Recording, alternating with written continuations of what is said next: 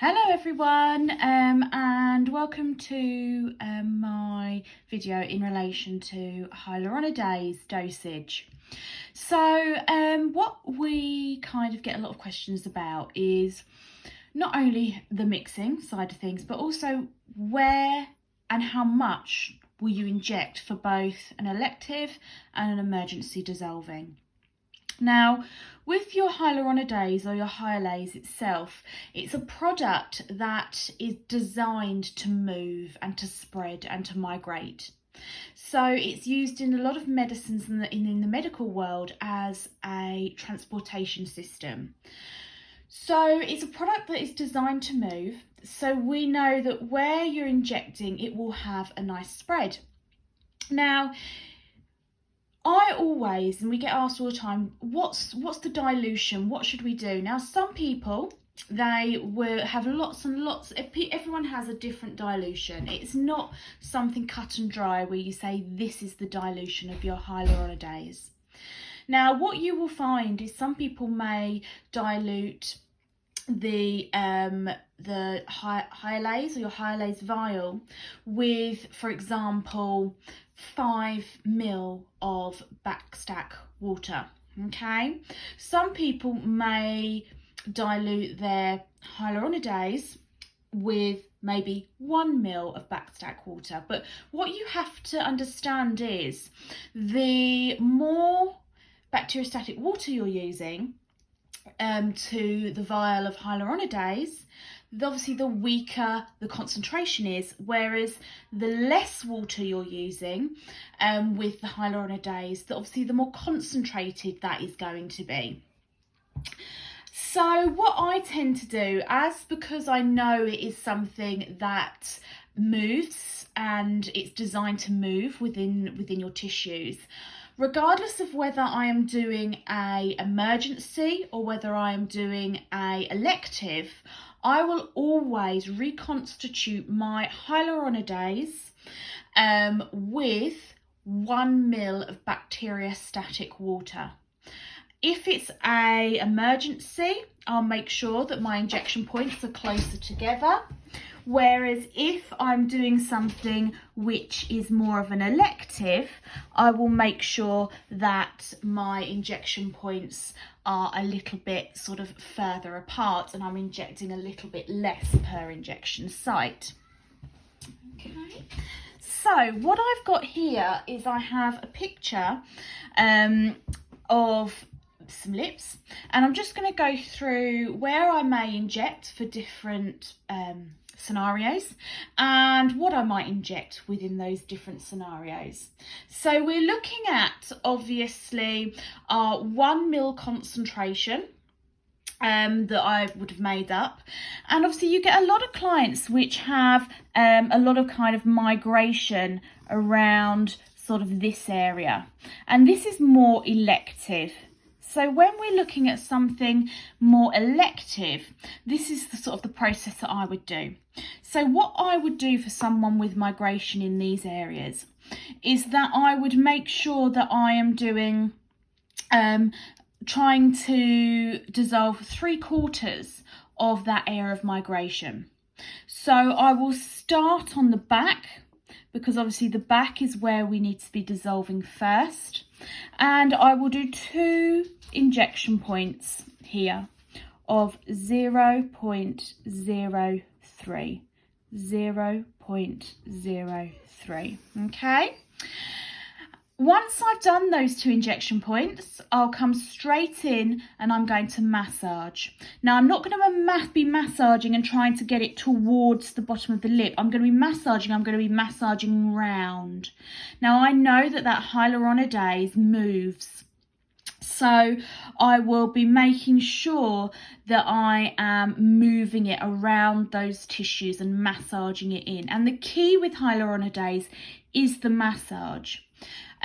So it's not so much focusing on those injections, but it's focusing on the massage techniques, and take your time to do that. Then what I'm going to do is I'm going to come in just where kind of the vermilion, just behind that vermilion border, and I'm going to come in we're here and do a 0.02 injection and then a 0.02 there. So a little bit less in this area, and again I'm going to be massaging. I will obviously mimic all of this on the opposite side.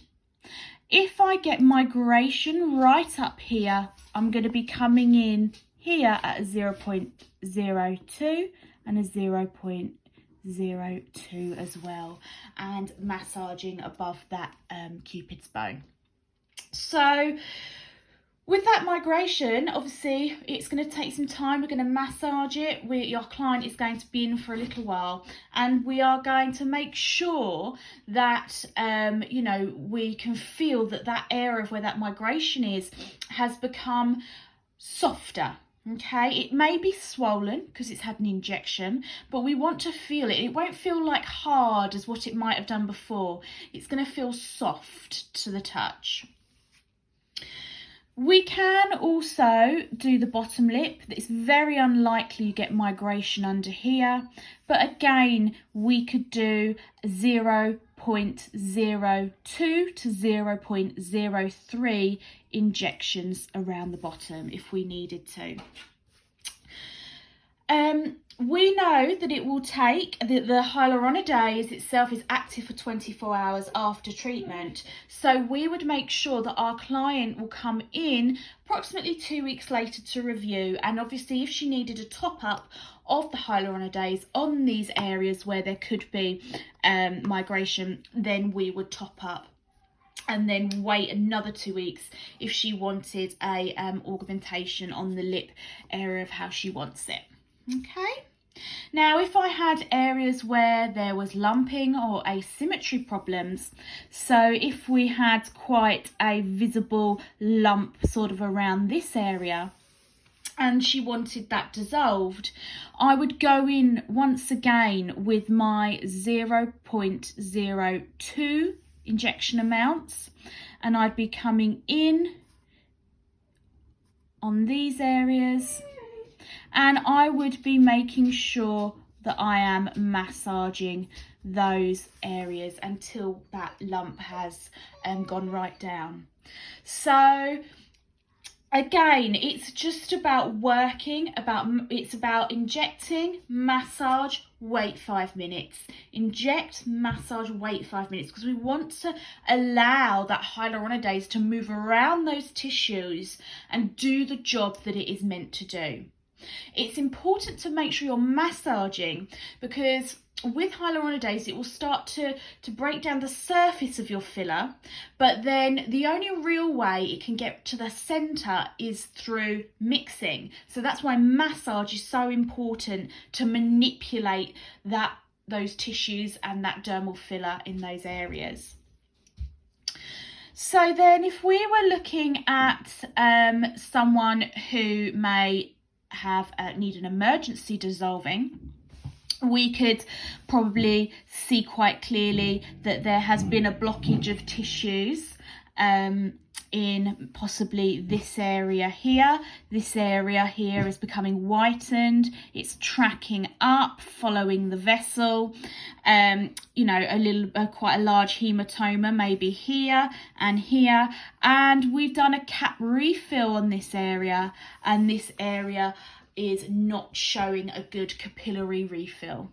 Our client is complaining of it feeling hot, stingy, painful. Capillary refill is very slow, sluggish, and we are seeing mottling, tracting up towards the way the facial artery is tracked. So in an emergency situation, I would still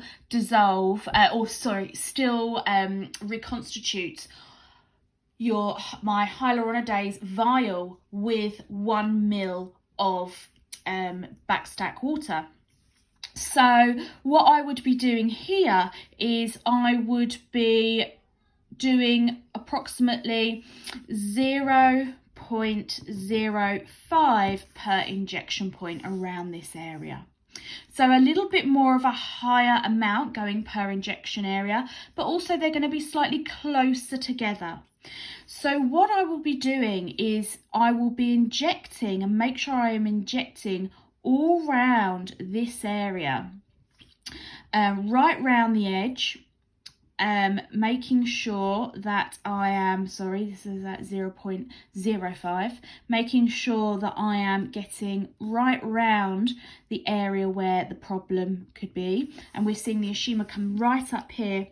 And I would be also be coming up into this area as well, because as we know, where the way the artery is tracked, the hyaluronic acid can move in those directions. So I'll be coming up here, delivering my 0.03, so smaller amounts. I'm going to be coming in, I'm going to be delivering on these areas approximately a 0.03 bolus, and coming out on a 0.02 within a linear. So I'm bolusing a 0.03, and then I'm coming out on a 0.02, therefore equaling per injection site a 0.05 amount of product. Now we know that is very, very little amount of product, but we know that with the hyaluronidase, you only need a small amount per injection site. I will also be coming on top and coming into this area where it may be needed. Now, as we know, every occlusion or problem is going to look slightly different. Some can be small, some can be large. I would always start off around the edge of that problem. I would come up and I would be moving smaller amounts and placing smaller amounts up the way I can see that problem tracting.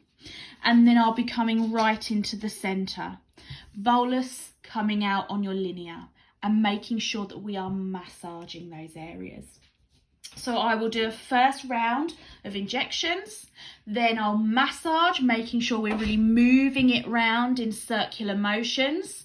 Then I'd be coming back in, having a look at where it feels softer, where there feels less pressure for that client, and I'll be coming into where I can visually see or still see there is an issue, whiteness or pressure or pain on a specific area. Your client could be with you for an hour and a half until the issue has been resolved. So do expect that. Always tell your clients that you could be with me for a long period of time, because we want to make sure that the issue resolves itself.